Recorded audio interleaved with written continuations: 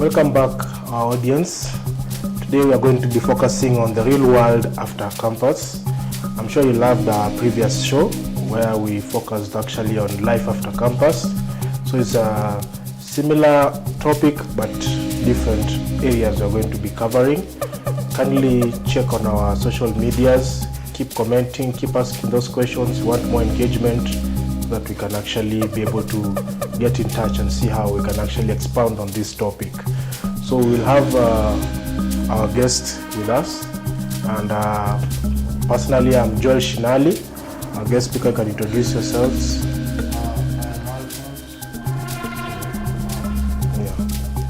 You can just go on, continue. My name is Alphonse. I'm currently doing an attachment at KEBS.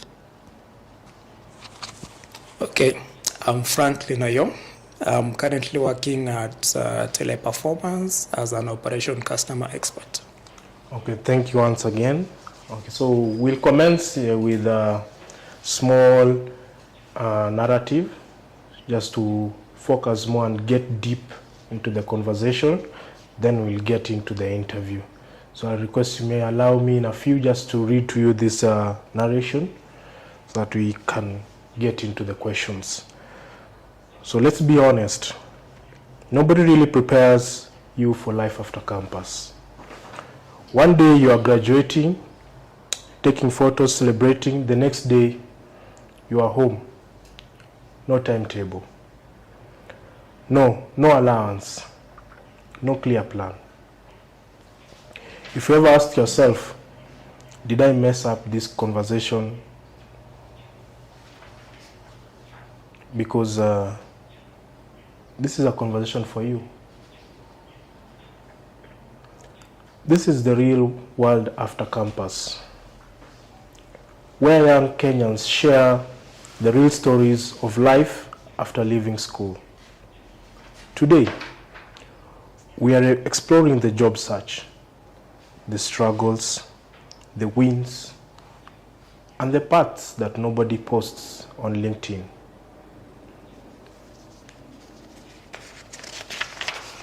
Short narration, so just jumping into the questions, and from that narration, actually, it will actually guide you on what you are going to actually have in the interviews, and it will enable us actually to get deep into what are some of the challenges, and also get to hear their story before we can come to any conclusion. So I'll just be shifting the questions to both of you, and feel free to answer according to how you're able to tackle that situation at that moment. So there is no right or wrong answer. Yes. So feel comfortable. So take me back to the moment when campus officially ended. No more classes, no more exams, just life. Where were you when it finally hit you? So you can start with you. Okay, so for me, I studied in Masinde Muliro University. It's in Kakamega. I graduated back in 2019. So, while in campus, there are those dreams that you have, ambitions to achieve. Then you finish campus, you come to the outside world, you realize things are not the way you thought. So you have to strategize again on how you can embark from it. So I had to compose myself, knowing how life was, and how, currently the challenge that we mostly have, especially the youths, is unemployment. And maybe to add up to that question, Yes.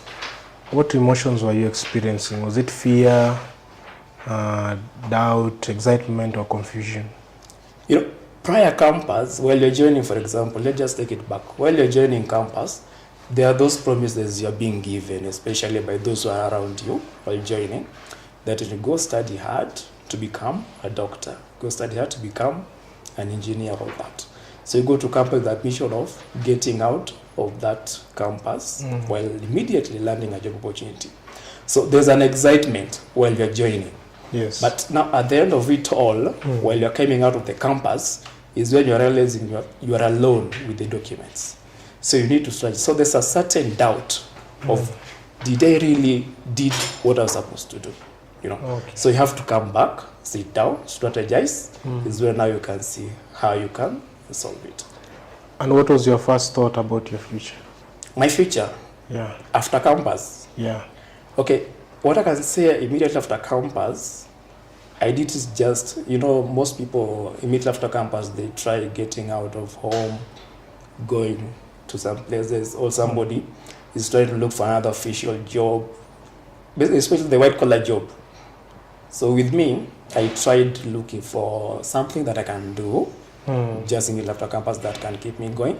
Just within campus area, I didn't go home, just within that campus premises, within Kakamega town. So I was doing some light job, is what pushed me. Then you can remember COVID came back in 2019. Yeah. So I had to go back home. Yeah. Then I swear I came back to Nairobi. I came to Nairobi. Okay. Yeah, so that's how my life has been. Okay. Maybe you can channel it to our guest speaker, Alphonse. Yeah. Okay, for me, when it hit me, the life outside here wasn't easy. Was actually before I finished campus. It was my first long holiday.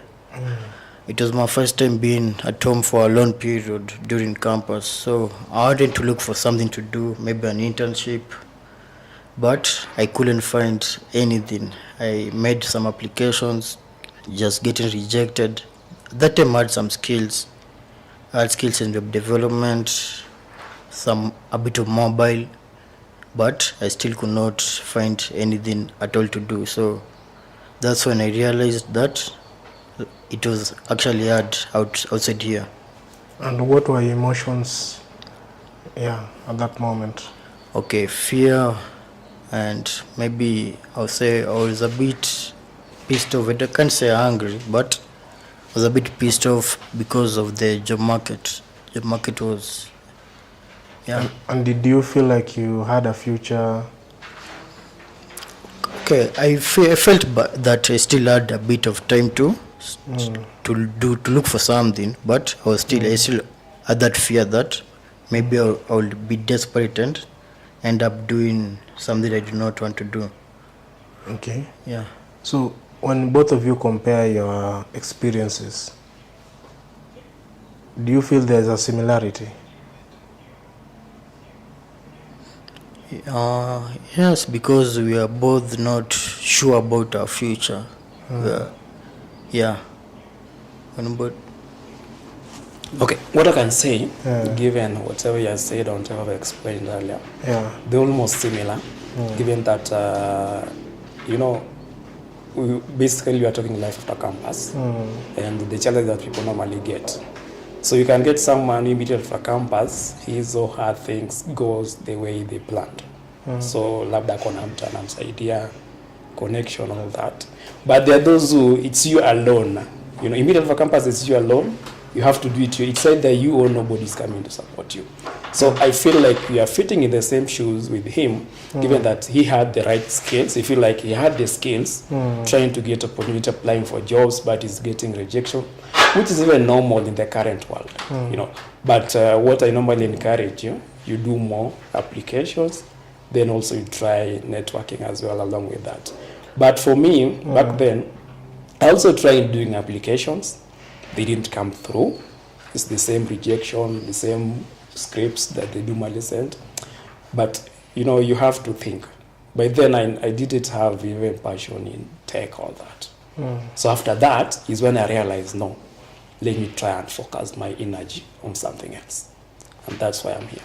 Okay, so what you are pursuing is not actually what you What I was studied pursuing is not what I was doing. Me, I did environment and natural resources management. for. Okay. Yeah. And for your case, did you also have a change of course? no, I've always had a passion in tech. But I've always had a passion in tech. Yeah. But did you shift from the career you actually studied for? Okay, yeah, that time I was studying software engineering, web, mobile, but now I'm doing data analytics, data science, but it's still under tech. Yeah. Okay. Let's get deep into this. So some students, so we're going to the second segment where we'll be handling early job and dropout. I know you are not in that category, but maybe I would just like to hear your experiences on the same. Some students leave school before finishing in the first and second, third year or fourth year for different reasons. Some leave because they landed a new job. Others leave because they cannot afford tuition. Tell us about a situation maybe you in school, even though you guys actually finalized, you finished your university and graduated. Is there a point whereby you came to a realization maybe in school you wanted to leave? Okay, for me, that idea never crossed my mind. Okay. Yeah, because when you went to campus with a mission of studying, you try and achieve that. At the end of the day, people the end game was just to graduate and get a job outside that. So I don't think there's anywhere where I could have dropped out. But there are those who dropped out, basically because of finances, which is normal in the current world that we have. Then also there are those who dropped out because they had employment. Somebody had a cousin or an uncle somewhere told you can come and join us. Then after getting some money, after some time, you can go back, finish. So somebody did fast for 1 or 2 years, it goes out, then comes back again. So it depends with the person and how the person is. And do you feel like when you hear like someone saying that they drop out because they have already garnered an opportunity and they were in the same class with you, did it bring some sort of fear? Was it like it was a prediction of what will happen in the past and it was tempting you to leave?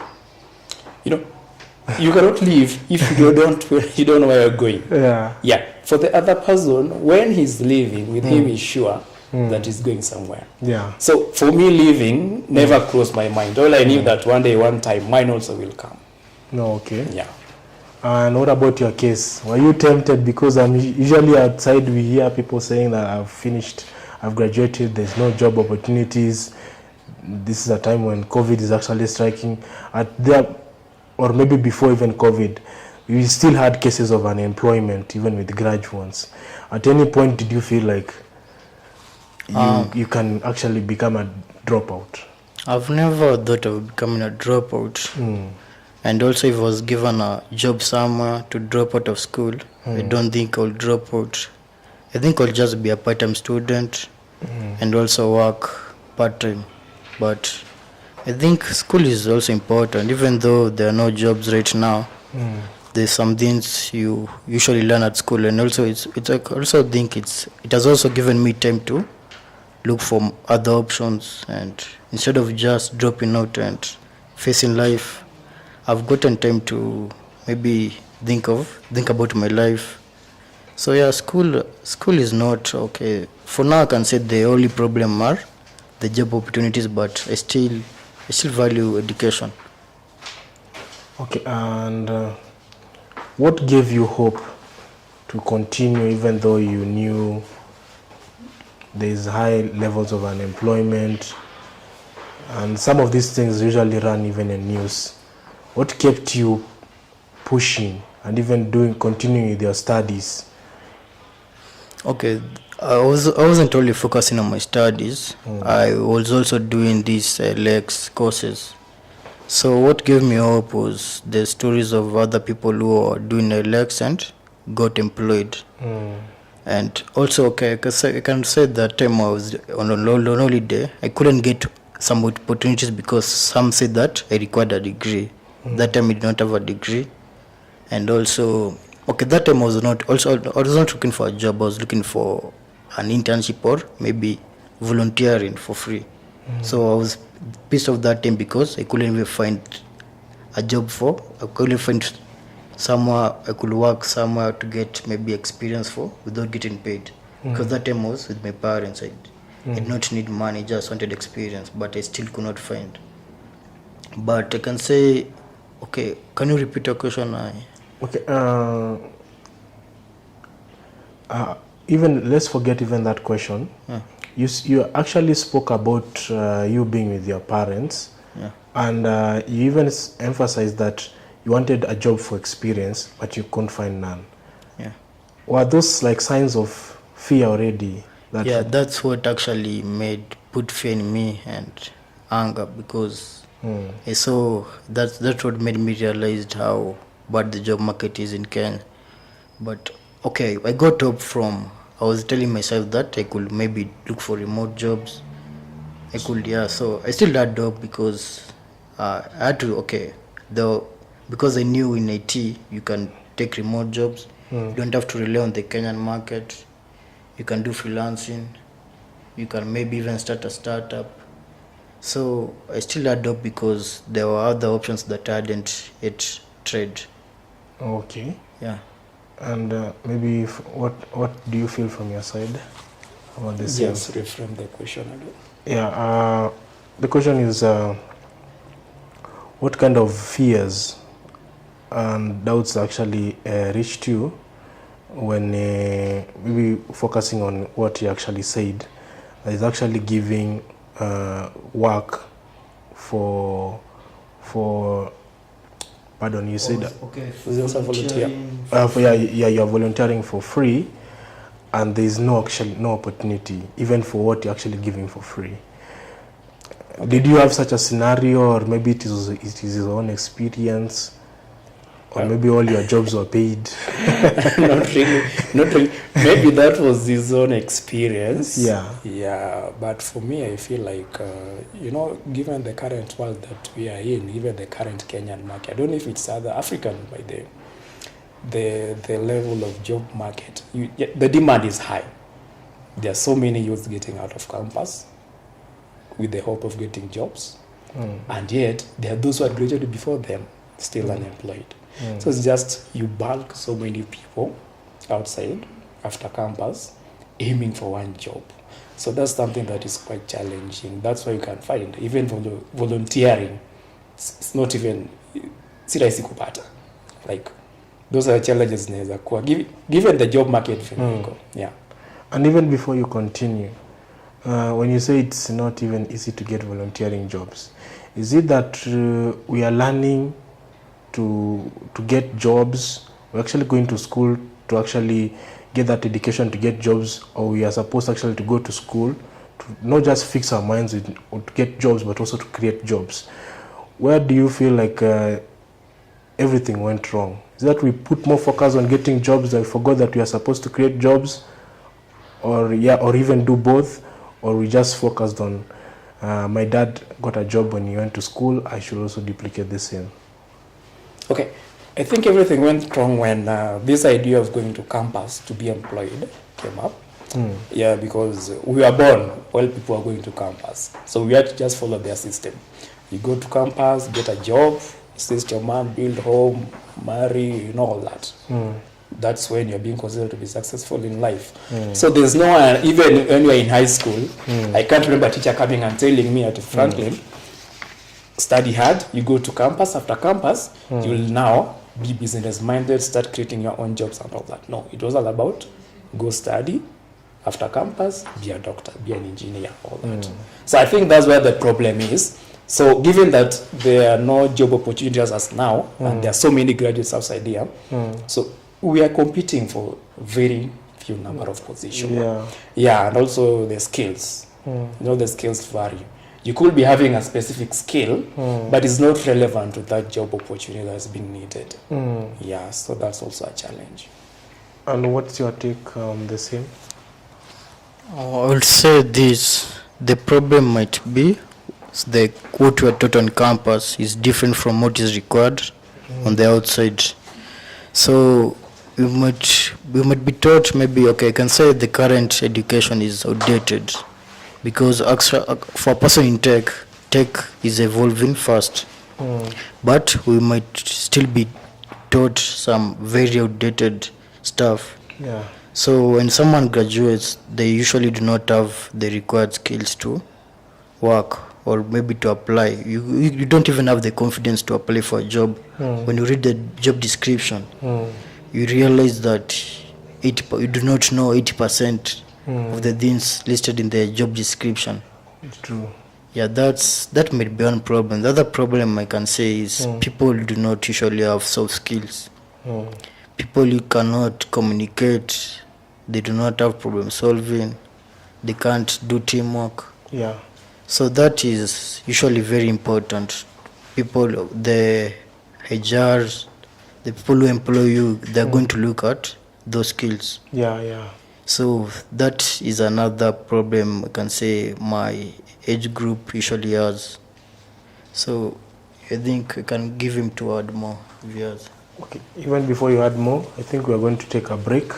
And our focus when we get from break, we're going to look into what is actually your thoughts on the collaboration between the industry and the institutions. Because these two need to partner together so that actually they ensure that gap. The way you have said that some of the things that are being taught are outdated, and you also indicated that even when you check the qualifications for those applications, 80% you're not even aware of. So we are going to focus on that, and maybe we can take a break. We'll be back in the next 5 minutes. Thank you. Welcome back, my audience. Thank you for actually your patience as we took our short break.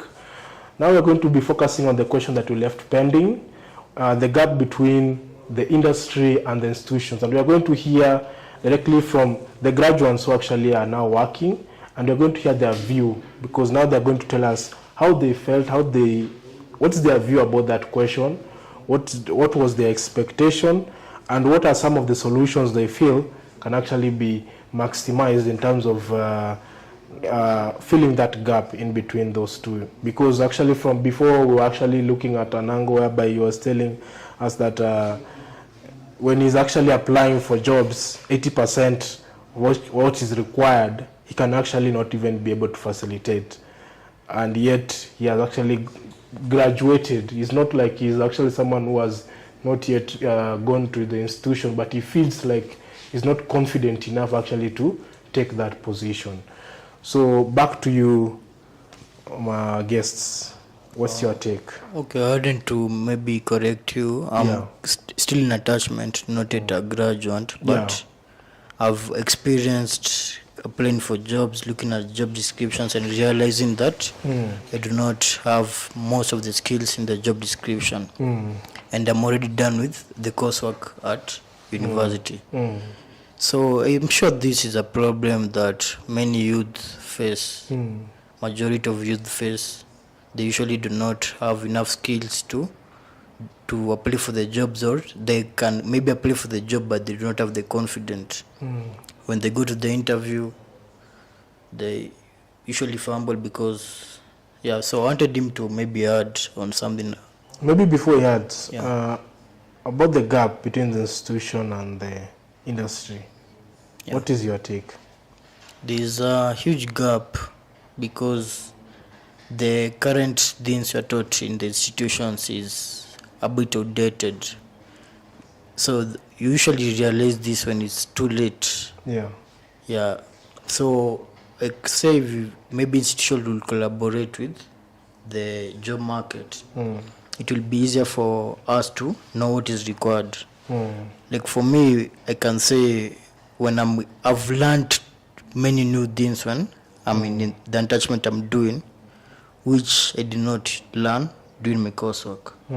So I'm already done with coursework, and I still realize that I need more to learn. I have a lot to learn. So, and also I can say the LX courses have really helped me.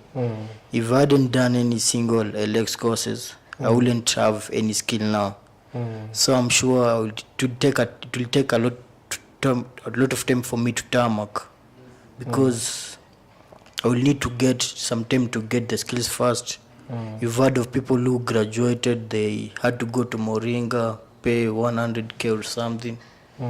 Then they get a job maybe after graduating Moringa. I would say that is a waste of time. If the institution had collaborated with the job market, they wouldn't need to do that.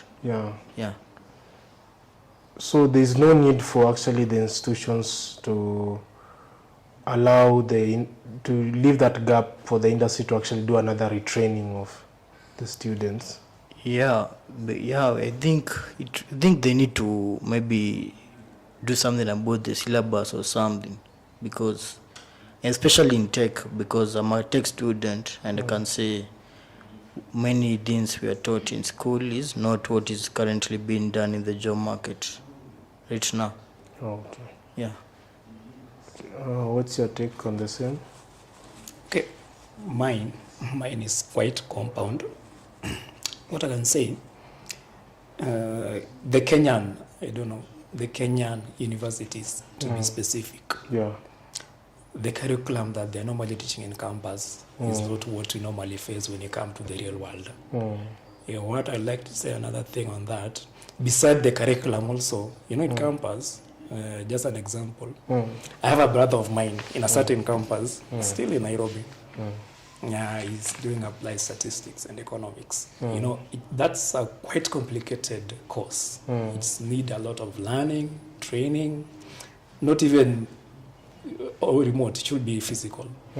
But brother can tell me that in a whole semester, a lecturer only comes once. Okay. Until the deadline when now the exam is near, is when they're being given some few assignments to do. Then you go to an exam room, you know nothing. So assume, for example, you are not learning, you are not going an extra mile to learn on your own. The lecturer is not teaching us. Let me try and gain this knowledge through maybe enrolling for this other program like LX, or doing even YouTube also is a quite learning, good environment for learning.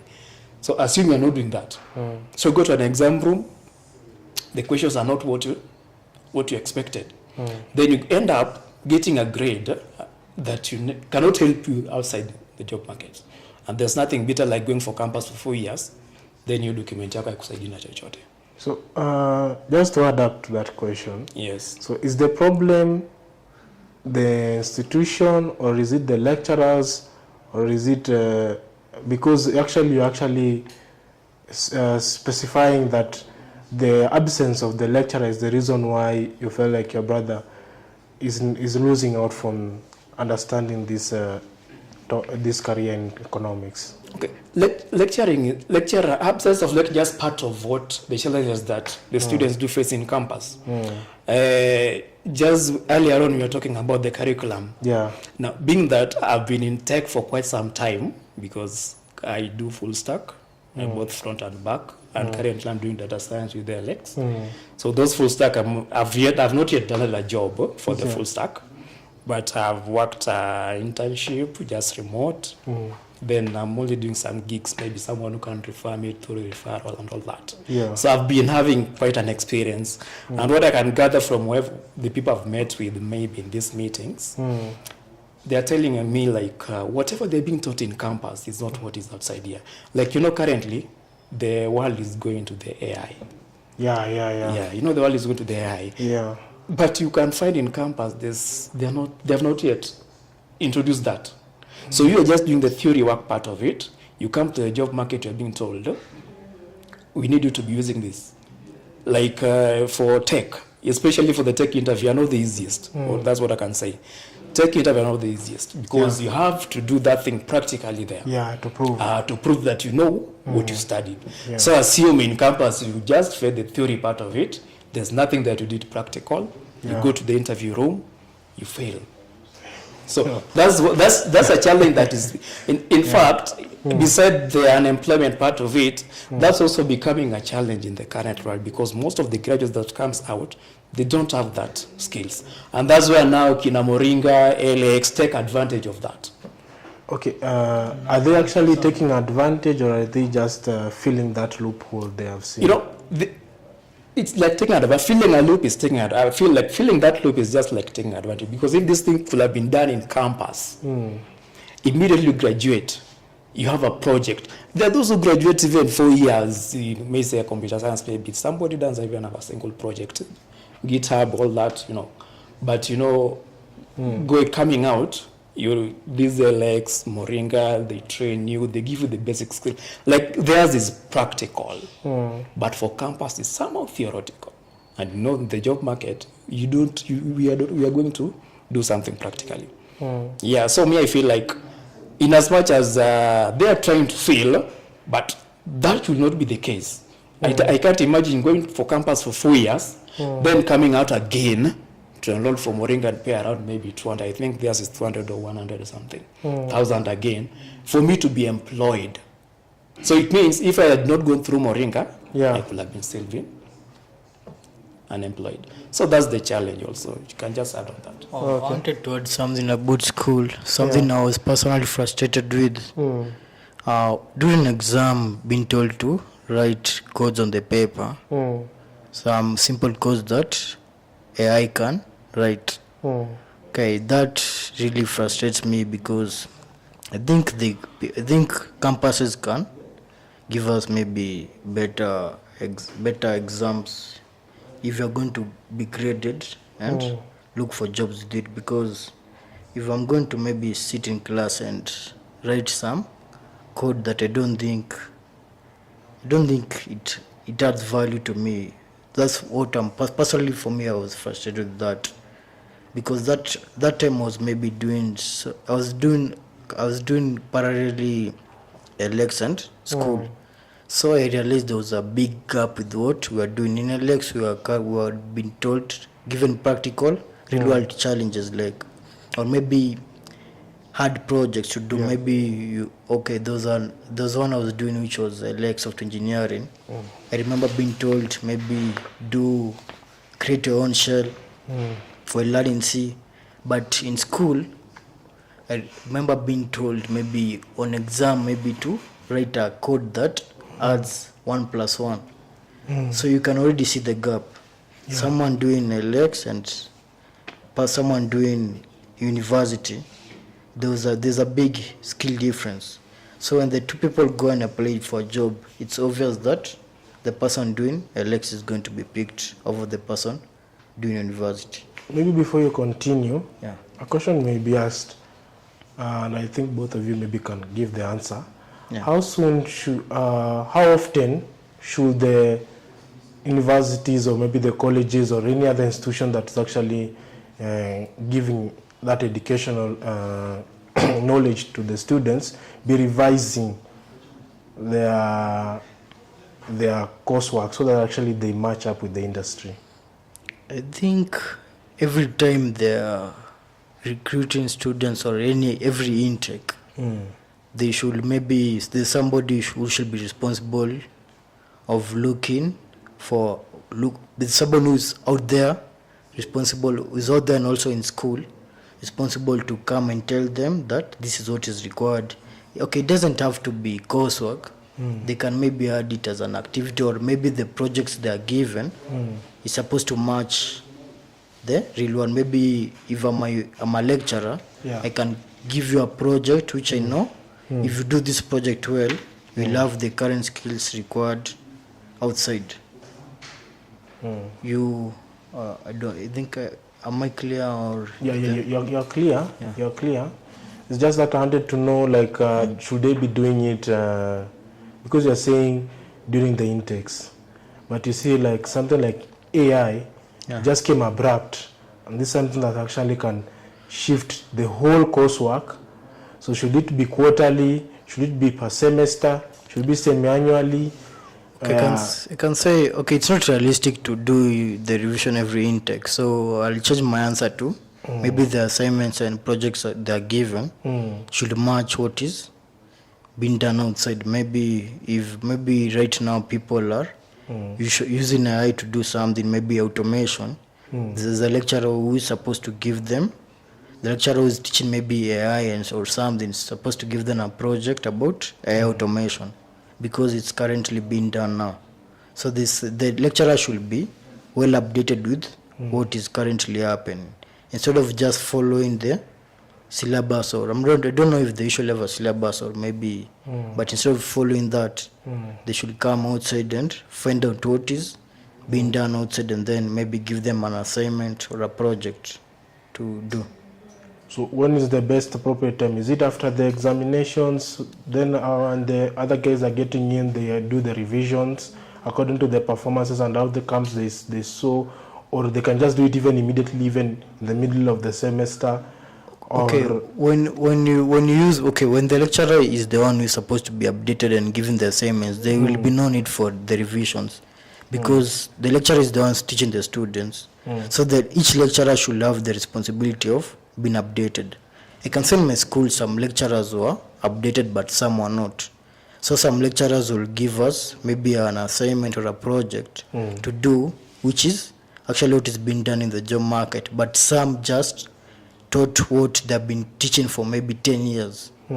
So I can say that each lecturer should be every lecturer should be responsible for what they are teaching. They should make sure that they're not just teaching for the sake of teaching, but they're teaching what is currently outside in the real world. They should be updated. Okay.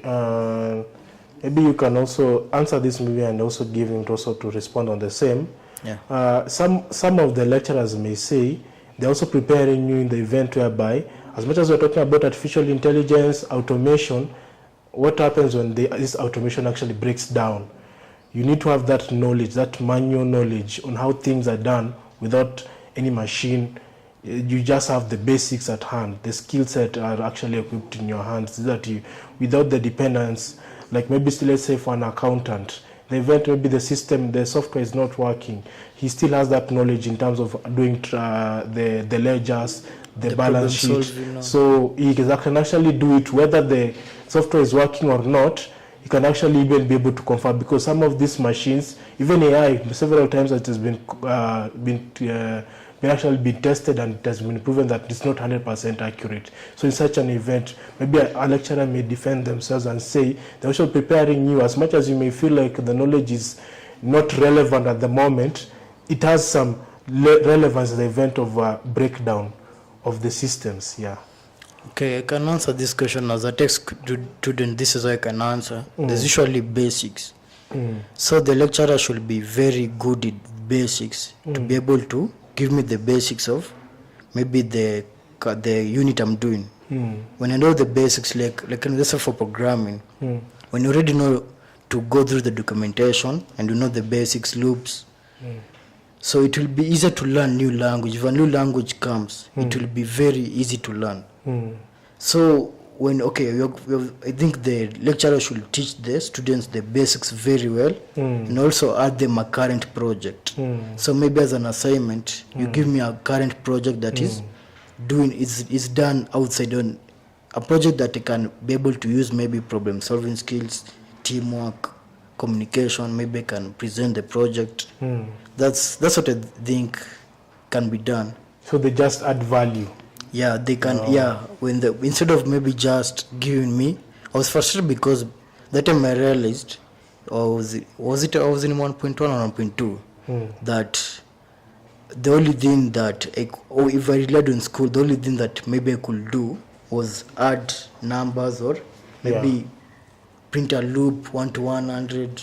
Yeah. I couldn't do something serious. That was 1 year because 2 semesters. But because of Alex, I was able to understand the operating system very well because I was told to build my own shell. Yeah, can we say it's because they're actually working in a system whereby they are gradually equipping you with information? They don't want to bomb you with everything at once. Oh, okay. I don't think so, because I just think that that's what they've been doing for a very long time. I think someone who was in 2010 was doing maybe a similar exam to what I'm currently doing. So I think there may be some lecturers did not take the time to maybe look what is done. They're just coming to lecture for the sake of lecturing. They maybe don't care about my future. They just want their... Or you can't say they don't care about your future. Maybe they can... Okay, let's just say... Some. Let's just say maybe they didn't go to that capacity of... Yeah. Okay, I can stand with that, because not all, it's reality. Not everyone usually cares. Some just want that. Just some are just in there for the money. Let's pause it there. Let's hear from him so that we can confirm truly if they some are in it for the money. Because people usually say the teacher is the only person who actually ensures that you're successful so that you can actually be able to actually let me say congratulate you. So if we actually reach a point whereby you're saying they don't actually care, Some. I said some. or some, Yeah. even if it's some, then it means that we are doomed. But you disagree. Do you think all lecturers Maybe about you can start from the top. I hope you may remember the questions. Maybe you can start from the top. Basically, I don't remember. I'll just start with whatever you said. Or maybe let me regarding- just loop you in. Yes. Some of the questions were, first of all, we're actually looking at the relevance of the lecturer, because he pointed out that some of the lecturers are not actually revising their work. Whatever he taught in 2010, actually what is duplicating, and it was a problem. Another thing that we saw from actually what he said is that also we need also to have that revision, the revision of works, so that the questions were, how often should we actually revise the question? Then I think this question, I hope I remember, we were actually asking on whether, let me remember, sorry, apologies. We actually are asking on whether those, whatever they are actually training you, the gap between the institution and the job market? the gap between the institution and the job market, yeah. Okay. So I'll just go bit by bit. I'll just handle the one that will come in my mind from the ones I've mentioned. Yeah. So just to start with this question that you said, whether I think lecturers are the same in terms of teaching or caring for the students. Okay, I feel they are different. They're not the same. Because, you know, these lecturers, most of them, that's not the only thing they're doing. Some of them are maybe involved in other institutions as well. So a lecturer can come to a class, do some shallow teaching, go to another place somewhere. So there are somehow, for you might feel like this person is not, he doesn't care about my. Can I interrupt there? I think there's a question that just came up. Yes. That I asked him during that session. Is it that the lecturer is giving you enough for you to consume? For us, we are being based on tech, you know, and tech is a very wide area. Yeah, You know, it's it's a very wide area. Yeah. You go to do computer science, then you realize, no, I need to go to do cyber security. Yeah. I need to go do the science, software engineering, front end, back end. So there are a lot of things. So for me, I think for the lecturer in campus, they give you the basics. If it's basic, I do believe they do give. But now, on the practical part of it, that's where they draw the line.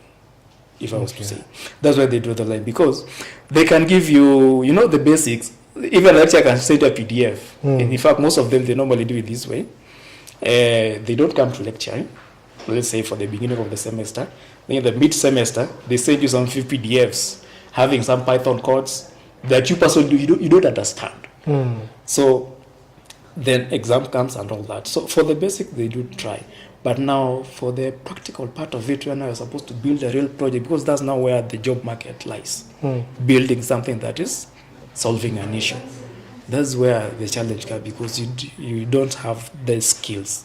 Maybe to add to that before you continue. So should we consider prolonging the semester so that actually the lecturer can actually start? There's no need of prolonging the semester. Yeah. So let me ask you, for how long does Moringa train software engineering? It's around 8 months mostly. Yeah. And there's a time I had people comparing Moringa software engineering with computer science degree. If you compare they're almost the same in terms of skill wise, but it's only that in the current world has given a degree more value compared to a technical training. And that's where also we think we also need to check on that. But when you are stating your answer, you are saying that it gives the lecturer gives you a PDF with the codes, and you don't even know the basics, like even the definitions, even how to come up with those codes. So and that's why I came up with that question. What kind of a structure do you feel could have been effective when you joined, actually could have actually leveled you to that point whereby even if you get those codes, now you can take it from there and continue. Okay, for me, I feel like let everyone do their role. If I'm a student, I'm there to learn. If you're a lecturer, I'm there to teach me. You know, if I come to class, I'm supposed to be trained on how that thing is going. If it's about data structure, you're supposed to begin it from the beginning to the last. So the problem is they come, give you a little bit some theory part of it, then they send you a PDF for you now to read the rest of the content by yourself. You see, so it means this person he had the opportunity to teach you, but he never maximized. So there's no need of extending anything. I only feel like lecturers just need to do an extra work on that. Especially on tech, I feel being that it's more practical, they need to invest if it's a matter of time. Is as much as you might be having many things to do, also you're being paid to train that student as well. And maybe let's specify, are you talking about a public institution or a private institution? Okay, for me, I have experience with public, mostly because I've gone through public. I've never had experience with private. Okay. Yeah, so I'm arguing from the public perspective. Yeah. And some of the lecturers usually say universities is a place for to gather more knowledge, and they don't want to spoon feed you. So they want you to go an extra mile to the library to do research also on what you have actually been able to equip yourself from the PDFs, so that you can actually come with some bit of an understanding and also references. And that's why some of the time, not everything may be actually be poured in the PDFs. It's actually like an intentional direction to direct you actually to do the actual research. What do you think on that? Okay. Sharing a PDF is not a problem, but the issue is sharing it to me without giving me more content of what it's all about. That's where the issue is, because as we had agreed earlier on, I was telling that they give you the basic theory part of it. Let's say for an example, a topic like, because I'm currently handling machine learning, so there's a topic called linear regression. Under regression, there's linear and multiple regression. Assume a lecturer comes, he just give you the basics of linear regression, how y is equal to mx plus what, all that. Then he tells you that's how it works. Then it goes that way. Yet you don't know there's multiple regression behind that, and also there's more content. But then you send you a PDF. Something like machine learning, you cannot just read it by word of PDF and get to understand what's in its content. Even if I was to go in the library, and you can see with the LX, in as much as self-learning, there are those tutorials that they have there. You have to follow them. So that's where you can get to know where this code is supposed, why am I being taught this. But in campus, there's nothing like tutorial. I have to get that order from that lecturer. So assume that he's not giving me what I expect. What do I do? That's where the problem is. So basically, I feel like we need to move from, in as much as we are teaching theory, also give us some part of the project part, the practical part, so that when you get to the job market, we don't struggle so much to gain that practical knowledge in order for us to get a job. Then earlier on he mentioned that whatever he came out to the job market, he realized the things that are being needed there, they are too far from what he learned in campus. It's true, by the way, it's true, because you can go get a job, let's say if it's a full stack developer, they're asking you specialize mostly on backend, they need to have some, let's say, knowledge in Node, and all that, if you're a full stack developer. And let's say that Node, the lecturer never taught totally. He came and did some part of the front end, React, Juju, akaguzaguza kacha. So that's why for tech students, they always say tech changes with time. The same way this script was being written is not the same way it will be written maybe in the 10 years. It will change. Also, the same problem. There's a problem that will come even more than React. Currently React is the best for front end. But I'm very sure there's a problem that will come. So tech is something that you have to learn as time goes by. So if institutions have this gap, and you are not the only people who have actually seen this gap, for them actually, and we actually having problems with the students actually complaining about increment of school fees. As we mentioned previously, we mentioned that people, your colleagues drop out of school fees, and they're already seeing this gap. What do you suggest should be the best option for institutions to do? Should they actually evaluate their school fees according to what they can deliver, so that actually can be left with some chunk you can go and actually outsource from other ends, maybe if at the moment they cannot meet that expectation? Okay, in terms of school fee, and that's a quite different area. But you know, while you're paying school fee, like currently given the new funding model that was introduced with the current government, you realize, you know, back in our time, school fee, if you're doing computer science, it cuts across. If you're doing computer science, medicine, it cuts across everyone. But currently you realize somebody who's doing computer science is paying higher than whoever is doing maybe medicine, let's say for example education, science, education, arts, and all that. So that's the challenge. There's some vary in that. So as for me, what I think, I don't think there's no need of telling, let's say the institution that since your lecturer is not teaching me, reduce the fee for me. I don't think that's not the way it should go. What I think, where the issue is where you need to solve. So if it's a problem with how the lecturer is teaching, they need to work on that, you know. Okay. So for me, I don't feel the need of telling the institution like your lecturer is not teaching, or the current lecturers in the current regime are not doing thorough work. So what do? Lower the fee. We can just lower the fee maybe because of the general economic situations, but not because the lecturer is not educated. Let the lecturer solve her own issue, then things will be okay. That's my take on that. What is your take on that? I could also agree with what you said, that they should take responsibility of making sure I have the skill.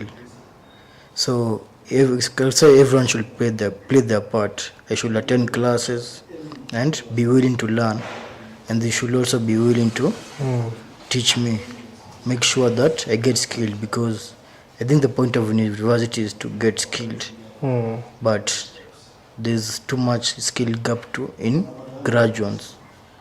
So there's clearly a problem, because Moringa and Alex wouldn't be there if this problem did not exist. So they're actually doing a good job, because they're solving a problem, a very big problem, unemployment and underskilled. But earlier you said they are taking advantage. Yeah, I can say solving a problem. You know, in tech they always say, get a problem, develop a project that can solve that problem. Yeah. That's what Alex and the others are doing. So if you're not doing your work, what am I supposed to do? If I have an idea of how to generate something that can solve your problem, I have to take advantage of that weakness that you have. So they're taking advantage in a positive way. In a positive way, not in a bad way. Let's just not in a put bad it way. there, so that because the one taking advantage is so general, it needs actually to be specified. Yeah, you can continue. Okay, I was talking about them doing a good job. Yeah. They're doing a good job, because I will not be having any skill, right? Okay, I will be having very little skill right now. I'm going to admit that if I did not take those courses or those boot camps I did. So you're in agreement that whatever you said, the problem is not the school fees, it's just the lecturers and the institutions to actually do their job and get the information. The current system, and maybe people not taking responsibility, because personally, if I was a lecturer, I will take that responsibility of making sure that my students are skilled. They do not just have a good grade, or they need to be skilled. They need to know how to solve problems. Need to know, maybe if I'm a tech lecturer, I'll make sure that my students know how to read a documentation. Yeah. So when we are talking about, now that we're talking about people not studying to pass examination, so what is your suggestion on examination? Because it actually cuts across in all the challenges that we're actually facing as students. Should examination focus more on practical and less on theory? Or how do you want it? Should it be balanced, or should it just remain the way it is? because the way it is, you're actually even differing against the way it's actually being tested. Yeah. I can say examinations can be made in a way that there's some marks in maybe soft skills, there's some marks in They're practical. adding value. Yeah, okay, they are going to maybe compile maybe 30% in soft skills, 50% in project, maybe, and the rest maybe the written exam. They should maybe structure it in a way that it makes sure someone is balanced, someone is good in all areas. So maybe if I'm going to get an A, I should maybe be above average in all those skills, soft skills, because what I came to realize, someone could have A in maybe a unit, but they don't have maybe soft skills, or they cannot build something with that Knowledge. that unit. Yeah. So I think they should balance the exam, not just give me an exam and Okay, going to the next remaining segments. Here we are looking at challenges that actually you had mentioned before. The struggle of actually tarmacking before you get those jobs. And also we are looking at self-employment. And you have said that from the previous question where we were looking at the gap between the institutions and the industry. And one of the pointers, at least we have noted, is that the industry has also come up with ways of meeting loopholes, taking advantage positively, like ALX and Moringa. And also we have realized that there's still that lagging behind in institutions. Now, when we are looking at areas like now students tarmacking and self-employment, should students actually now see like when they actually go into schools, they're not just studying to get that job, but they're studying also to create opportunities, so that they don't pour all their energy like I'm doing this so that I get a job in Microsoft or in where, but I'm doing this even if I don't get a job in Microsoft or where. There's a loophole in the community that I'm going to fix. So even when they are submitting their projects, it's not just a project they are submitting for marks, as you have said before. It is something that they are going actually to pursue even after. Yeah. Yeah, okay. I think that's a good topic, because currently I don't believe that everyone wants to do a 9 to 5 after graduating. So maybe universities can teach us about freelancing, they can teach us about entrepreneurship, they can teach us how to solve problems, not just not just making sure I pass my exams, but teaching me how I can go in a different field and solve problems. Okay, let me just cut you short. Someone may say it's the responsibility of the student, because there are students who have gone through the same institution, but they walked out with a different mindset. Is it a mindset issue, or is it a problem that the university should take and solve? Okay, I can say it's both. It's both a mindset issue and something also lacking in university. Because most people going in university, maybe they have that expectation of learning that there. But someone who has that expectation is obviously going to leave the university not getting the expectation. But also you should also have that mindset of problem. But I can say it's actually hard. You are just from high school. You can't tell me someone that has that mindset can just get that mindset unless they maybe have a good mentor. And I think a good mentor is going to be your lecturer, who's going to tell you need to know how to solve problems. This is how the world is, because they have experience of the world better than us. So it's both. We should have the mindset, and we should also maybe be taught about freelancing, because when I joined campus, I did not know what freelancing was. I just used to you hear of it, but it has never been mentioned in the university. So I had to go and learn from myself what freelancing is. So I can say I had the mindset, but I did not get it from campus. But if I got it from campus, it would be better, because I'm sure some people are done university and they just think maybe 9 to 5 is the only way I can get employed, or maybe I can monetize my skill. No, I think university should not focus on just teaching us to become white collar jobs. They should also teach us how to become entrepreneurs, problem solvers, freelancers. There are so many options. Even content creation is a very good way, a good way to monetize your skills. What's your take on that? So for me, I think the university curriculum or the lecturers, they need to look for a way in which they can balance everything. Like, given the current time where we are, we accept the fact there's unemployment, and to solve it, it will take time. Hata itachukua time.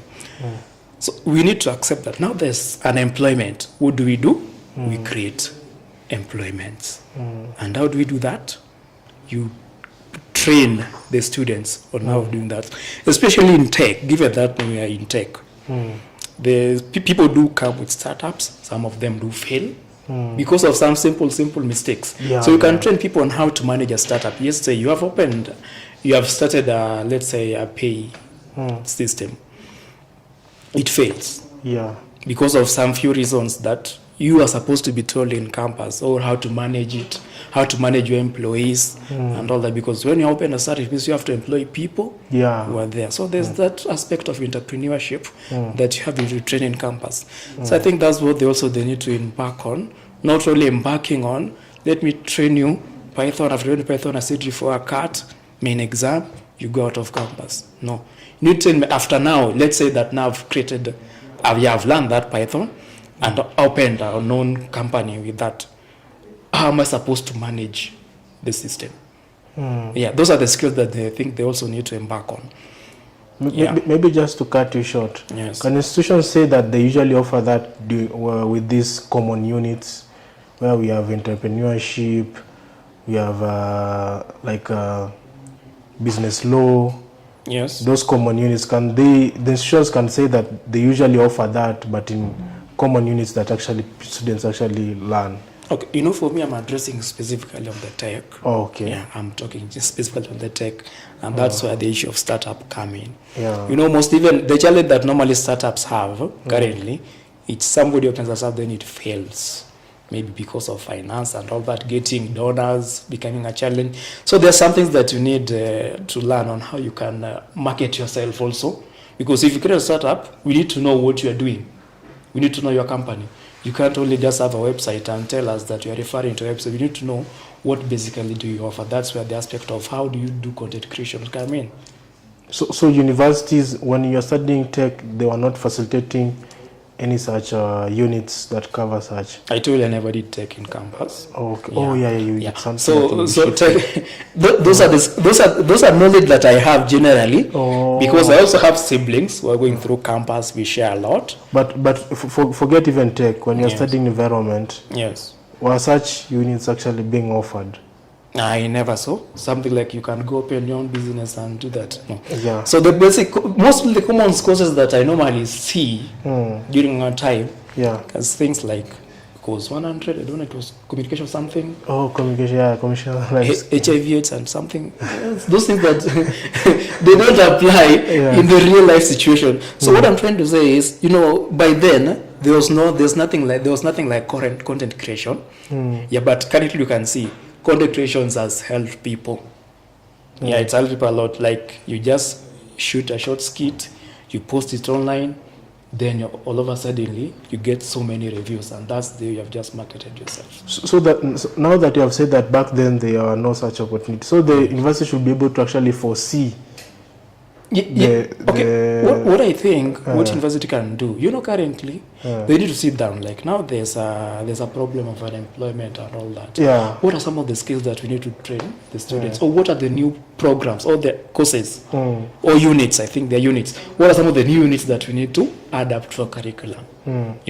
You can add content creation, you can add financial courses, all that.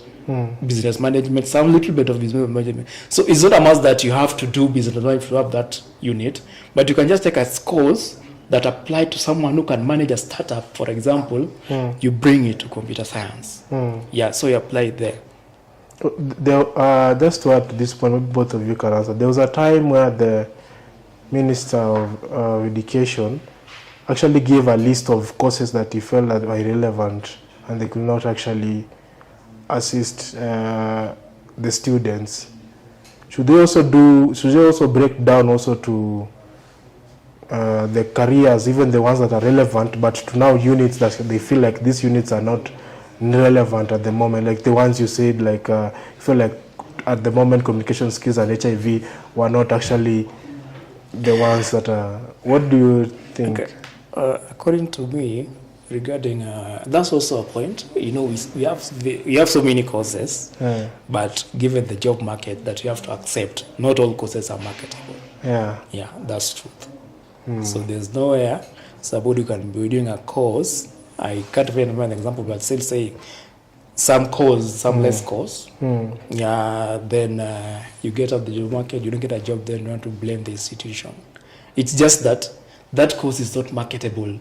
There's no demand for that skill that you learned. Now using the same idea now on units. Yeah. So what I was addressing the issue of business. So if you can take those ideas, like getting a simple unit from a program, a different program, and apply it to that course, it can add value according to me.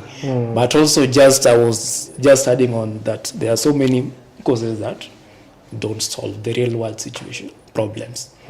So which I think also they need, if you do, let's say for example, currently people apply through COOPS. Yes. And you, for example, currently, let's say you assume you have got 60 points. And maybe you had a dream of becoming a software engineer, a computer database administrator. You can't do that. Yeah. So somebody goes through the courses, he fails, then he only selects some courses that himself was not willing to do that course. Then also, marketability for that course is not there. Yeah. So I think there are some courses that need to be removed. Okay. Yeah. And what is your take on that? Okay, for me, I would say I will just make sure that every course solves a problem or can be practically used. If a course does not solve a problem or cannot be practically used, it means it's irrelevant. So that's what I can say about that. Yeah. Okay, as we conclude, do you feel like there's any hope in the institutions? Yes. Is there anything that you feel like you gained? Yeah, I know we have focused so much on the negatives. Can we say there are merits in these institutions? Yeah, there are very many merits. You get to network with people. You get to learn more about, not just education, you can learn about life. But, there are good lecturers also in campus. You get good colleagues, or can say maybe classmates. There are good classmates in campus. You learned a lot from them. The facilities are good. Yeah, generally I can say, there's so many merits. So, yeah. And maybe on the education point of view, now you have just forget the people who actually assisted you and guided you. Are there still items that you feel like without the university you have never understood, you never gained, and even whatever you have gained, it has been like it was an eye opener for you. Now you just added value on what? Yeah, I can say maybe some lecturers made me understood a lot of things better. Without those lectures, I wouldn't get some basics of what I'm doing now. So some lecturers did a great job. So I need to give credit for that, credit for that. And yeah, I can say that some lecturers made me see life in a different way and also gave me the content I need. So the basics, yeah. So from that you feel that universities are still relevant, just adding value? Yeah, universities are still relevant, but there's still a lot that needs to be done. Oh, okay. Yeah. What is your take on the same? think for me, I think university is still very relevant. Yeah, that's what I can say. Yeah, because there's this thing. You go do a degree, for example, you forget about that degree. You go do another thing altogether, which you don't have a degree on. Then comes a higher position, a higher role, where they now need a degree. You have to go back to that degree that you did some years back, is what can help you. Because I've been in the job market for quite some time, understand how it works. There are some positions you cannot get without a degree, in as much as you have the skills, especially on the higher positions. So, maybe just to interrupt on that, yes, let's assume they didn't consider the degree. Will there any relevance? Will the degree hold any relevance besides that? It hold a degree because the degree is a basic requirement. Yeah. Currently, I think it's one of the basic requirement that everyone strive to have. Yeah, everyone strive to have. So I don't see the problem with someone getting a degree. So the only problem where the issue is you get that degree, but you don't have the required skill from that degree. That's where the challenge is. So me, I feel like they need to look on how they can revise their curriculum, add more relevant units. I love what Alex is doing, by the way, for especially for the tech. For the first 3 months, they train you a program called the Professional Foundations, which is more how can you relate with people on employment, your communication skill, how do you present yourself, all that. Especially, it's a basic skill, especially the data science, where data science and analytics involve storytelling. You have to tell the people more about your findings with the data. So there are those skills that they train. So assume that you don't have these skills on how you can present yourself in front of people, how you can present your knowledge, the skills or the findings that you have, you find that you fail. So me, I feel like they need to take things like that. They just add them on their curriculum. Then also, if the course is not relevant, especially given the job market, I don't see the need of still clinging on it within the university level. And maybe if I ask you the same question, was there an eye-opener that you only gained when you joined the university? For me, I gained a lot by there. Yeah, because, university, you get to meet people, interact with very many people, and in one way or another, they can help you, given how the market is outside here. Then also, you get the knowledge. You are there to learn. And for previously you studied on environment. Yes. What do you feel like should have been added on that course so that you could have just stuck to focusing on environment? Because nowadays there's a lot of issues regarding climate change, and environment is like now an emerging career. Very soon it will have like a lot of opportunities also in another end.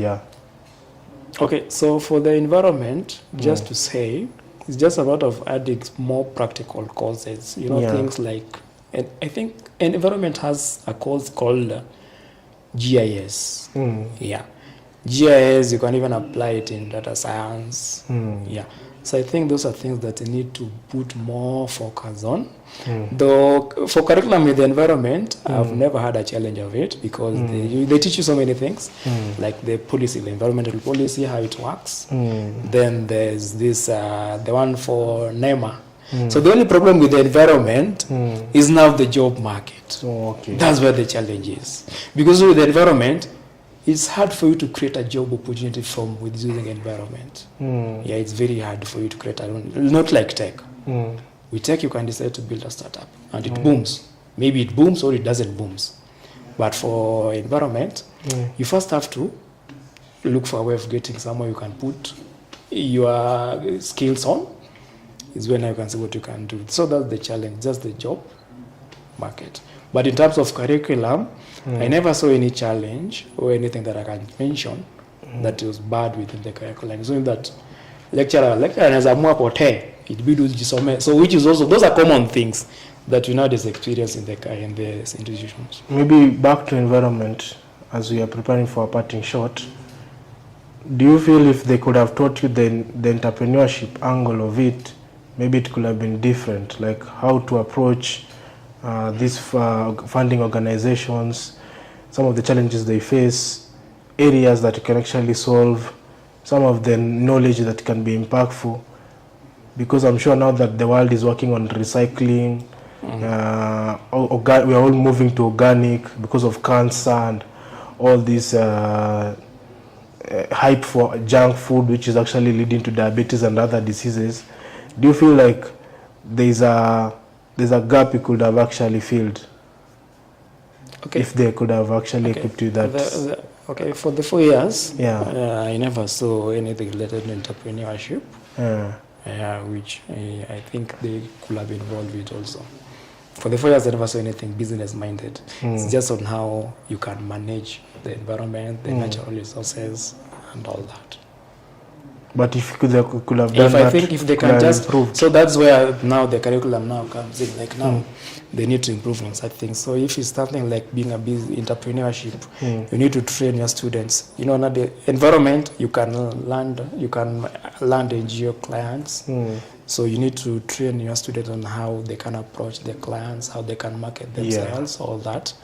If at all you don't want to be a 9-to-5 person, just want to sell whatever you have, or you have something in mind. Maybe you have a project in mind that you think can be relevant or can solve their issue. So his idea on soft skills is very much relevant.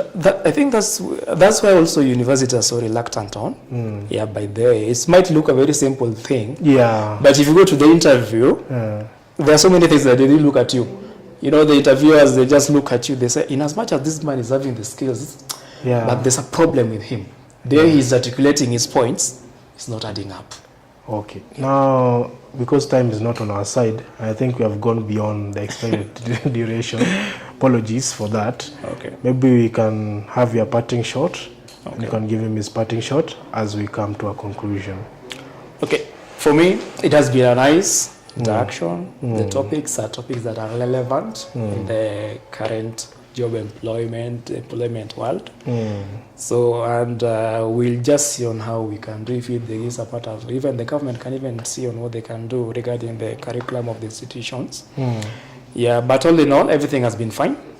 So for the tech, it's just about of, tech never fades. Things come up. New language will come up that need to solve something, and you have to learn it. So with tech, there's that continuous learning, which I do encourage people to do. You can't just learn tech, then you sit down and expect that I'll get a job, apply for that specific job. No, you have to be someone who is eager to learn. You might do, let's say you do, for me I specialize on ManStack for the full stack. That's Mongo, React, Express, and Node. But you can realize maybe you get a project which doesn't need that combination. Somebody needs Python, Django. You have no knowledge in Django. So you have to be somebody who is eager to learn. So that's what I normally encourage people to do, especially for those who want tech. So I think it has been interactive. Thank you for inviting me. It has been a pleasure. I think next time we will have to now discuss on AI. That's a very controversial topic. Recently, I was asking someone, like, what do you think? What do you think is the impact of AI in the tech space? The only thing that person asked me, what program are you doing currently? I told him, currently I'm doing data science. Then, do you normally have AI? I think by then I started the program. I don't think there's an AI. There's some aspects of machine learning and all that. Then you don't worry. Let those who have their problem to worry. But for me, I never wanted to go against his AI view. I just made a decision that I'll just do my own research. And what I can say, AI cuts across whatever the program you do, especially in tech. Let's leave it at that suspense. The audience will be eager. Let them demand for that topic. Okay, I'll first maybe appreciate you for welcoming me here. You're doing a great job getting first-hand information from us. How the reality is. So, okay, thank you. I feel very honored to be part of educating people about how the real world is, how the reality is. That's all. Okay. Yeah. And maybe as a small snippet about AI, just to hype the audience so that they can ask for it. Then we have a discussion on the same. I can say AI is going to take some jobs and it's going to create some jobs. That's all I can say. And it's going to take. People are saying that it's not taking jobs; it's actually assisting. I can say it's okay. Some jobs are going to be relevant. Okay. Let me finish. Yeah, I can say some jobs, the jobs that can be automated are obviously going to be taken by AI.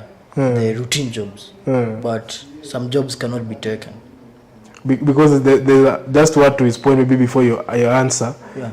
There's a point whereby Elon Musk is saying there's no need for you to actually study in surgery or medicine, because AI is actually coming to do that. Robotics or AI, they are going to be involved in actually taking charge of that to ensure perfect jobs done. I disagree. I don't think that I don't think maybe 10 years to come, but surgery is very relevant now, because are you really going to trust the AI to do a surgery on you? There are scenarios online whereby people did it's called a virtual surgery, whereby he was actually operating robotics, and he was actually a country far away. Was it just the robots or with the help? He was actually doing the surgery using the machines, but the machines actually doing the actual work on the whole work. Yeah. Was it the whole work? No, not the whole work. Exactly. They're working with the people, because the machine can go wrong somewhere. So there needs to be a person who's going to make sure that everything is going well. Same with coding. People can web code, but someone who has the basics of the web coding or the basics of software engineering is in a better position to create a better app than someone who has no background in software engineering. They're going to get a bug and get stuck there. So there needs to be someone who has that knowledge to maybe get in and fix. Okay, let's leave it there. Okay. Let me just add a bit as we close. Okay, AI also need human intelligence. That's one thing. So we have to work hand in hand with the AI. So meaning everyone has to learn. If you want to operate an AI, you have to learn AI. So that's my take. Like it will not create that unemployment like it finished jobs. But for those who know how to use it, we'll be in a better position. Okay, thank you. Let's leave it there. Thank you, our audience, and thank you for your patience as we had gone through on the real situations that actually people go through after campus and the world out there, and they've actually gone broad from the institutions to the industry, and also they have gone broad and also focused on also some of the key factors that actually need to be actually considered in not only universities, but also that are relevant also in the job market, because if they're not considered, maybe the career itself will actually not have relevance. And we actually even going a further ahead, also looking at also areas like AI, which is actually a topic that we feel like maybe it's upon you actually to inquire more on whether you want such a discussion, so that we can broaden beyond now the life after campus to AI and see like what is its impact, what's the effect, and how it's going to affect the students and also the working lifestyle and also the industry as a whole. So thank you once again. Request to you just follow up and on our social media, subscribe, comment, like, and also keep in touch. Ask questions on the comment sections, and also push on any other deep topics that we had left out, so that actually we're able to engage you more further in our next episode. See you then. Goodbye.